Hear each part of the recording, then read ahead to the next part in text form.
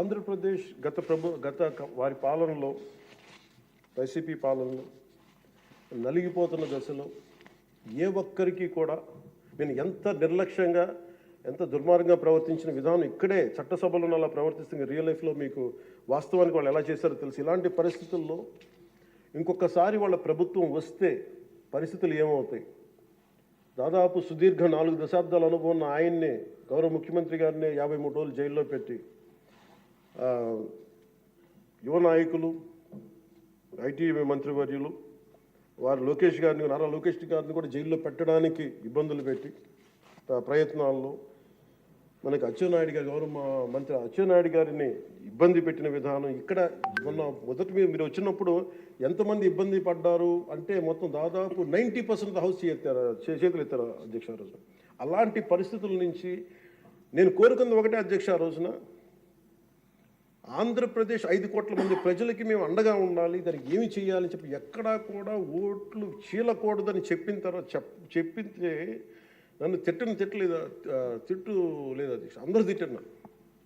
కానీ ఈరోజు నాకు ఆనందం ఏముందంటే అధ్యక్ష, ఈ రోజున గౌరవ ప్రధానమంత్రి నరేంద్ర మోదీ గారి దృష్టికి తీసుకెళ్ళి,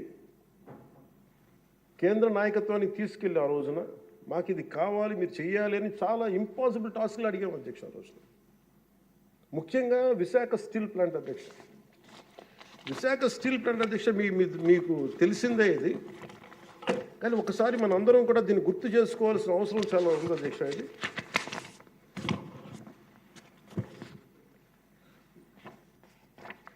1966 అక్టోబర్లో విశాఖ ఉక్కు ఆంధ్రుల హక్కు అనే నినాదంతో రాష్ట్ర వ్యాప్తంగా ఉద్యమం మొదలైంది. దాదాపు ఉద్యమంలోకి యువత విద్యార్థులు పూర్తి స్థాయిలో వచ్చారు.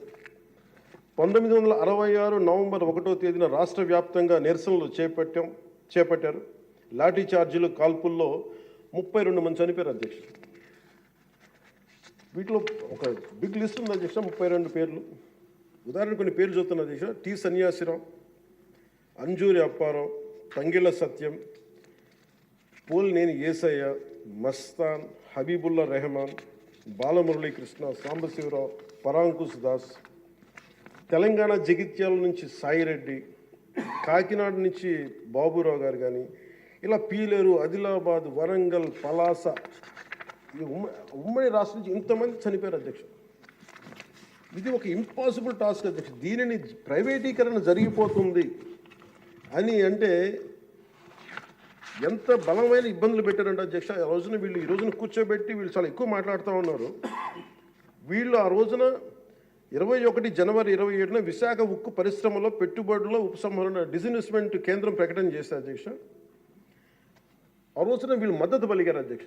వైసీపీ నాయకులు మద్దతు పలకటమే కాకుండా వాళ్ళు కూర్చొని మమ్మల్ని అందరినీ ఇరకాటంలో పెట్టాలని, అలాంటి పరిస్థితుల్లో నేను మా నాయకులు మనోహర్ గారు వెళ్ళాం అధ్యక్ష ఢిల్లీకి.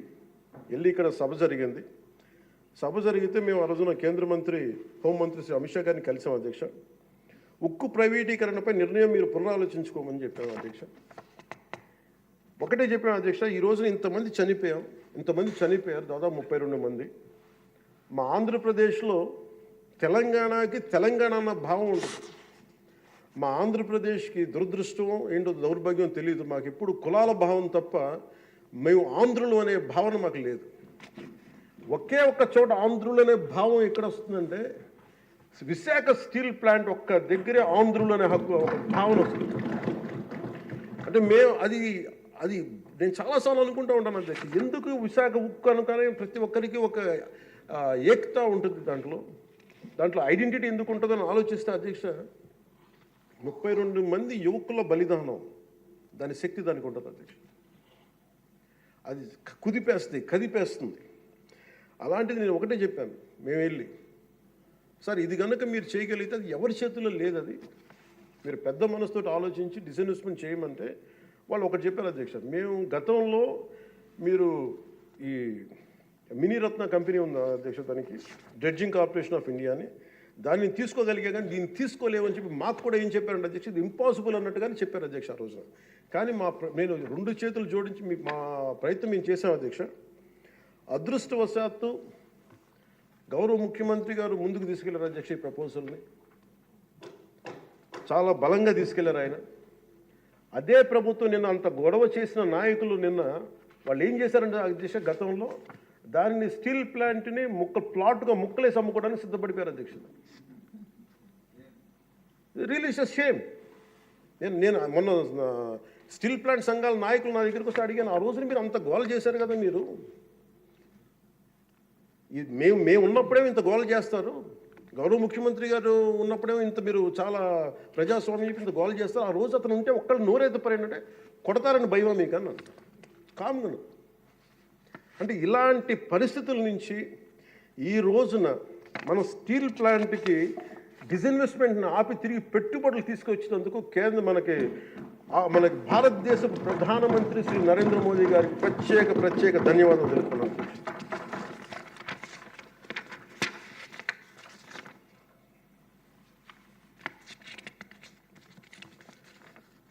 ఆ రోజు విశాఖ స్టీల్ ప్లాంట్ పరిరక్షణకి అఖిలపక్షం ఏర్పాటు చేయాలని మేము అడిగితే అధ్యక్ష, వాళ్ళకి గత ప్రభుత్వ నాయకుల్ని రాష్ట్ర ప్రభుత్వం స్టాండ్ ఏమిటో చెప్పాలంటారు, విశాఖ స్టీల్ ప్లాంట్ ప్రైవేటీకరణ జరగకుండా ఉంటే ఎలా ఆపుతారు చెప్పాలని, ఇలా కబుర్లు చెప్తే చూస్తూ ఊరుకోమని వాళ్ళకి మాట్లాడారు అధ్యక్ష. వైసీపీ నాయకులు కేంద్రం మా మాట వినదని చెప్పారు అధ్యక్ష. పదవులు కావాలి, బెయిల్ కావాలని అడిగితే స్టీల్ ప్లాంట్ ఎక్కడి నుంచి వస్తుంది అధ్యక్ష? కేంద్ర ప్రభుత్వం ప్రవేశపెట్టిన ప్రతి బిల్లుకి మద్దతు ఇస్తున్నప్పుడు స్టీల్ ప్లాంట్ కోసం ప్రత్యేకంగా గనులు ఎందుకు అడగలేదని వాళ్ళు నిలదీశారు అధ్యక్ష. రోజు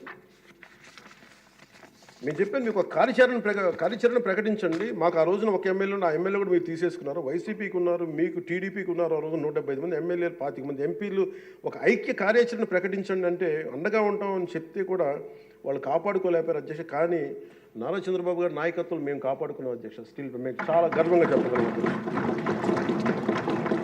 చాలా గర్వంగా చెప్పగలం అధ్యక్ష. అలాగే దీన్ని ప్రత్యేకించి అధ్యక్ష, ప్రధానమంత్రి గారికి మన సభ నుంచి అందేలాగా ఆంధ్రప్రదేశ్ మన అమరావతి మన క్యాపిటల్ దగ్గర నుంచి వెళ్ళేలాగా అక్కడికి అందేలాగా వారికి నా కృతజ్ఞతలు తెలియజేస్తాను అధ్యక్ష.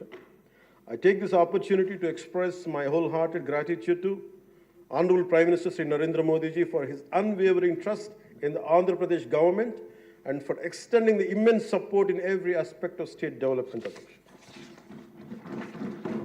मैं इस अवसर पर माननीय प्रधानमंत्री श्री नरेंद्र मोदी जी को आंध्र प्रदेश सरकार पर भरोसा दिखाने और विकास में सहयोग देने के लिए अपना आभार व्यक्त करता हूं. The Polavaram project, Adhyaksha, there are key things. One is Polavaram project. The central government stood by us. That is, number one is Polavaram project, the lifeline of Andhra Pradesh. The Polavaram project is crucial for irrigation, resolving the drinking water crisis across the state. Under the previous regime, the project faced severe neglect with less than 10% of the work completed, leading to unnecessary cost escalations and delays due to reverse tendering. After forming the new government, Honorable CM Sri Nara Chandrababu Naidu garu reassessed the project status and sought central support. The central government under the leadership of